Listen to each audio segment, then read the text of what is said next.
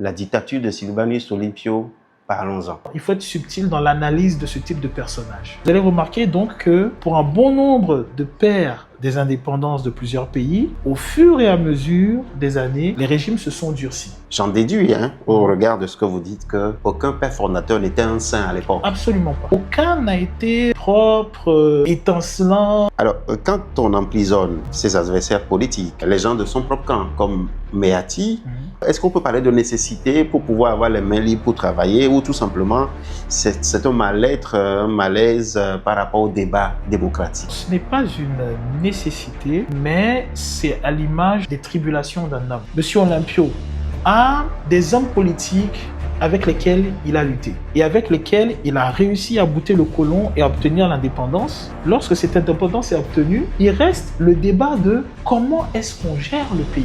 Et très souvent, les hommes politiques se divisent au niveau de la question des optiques.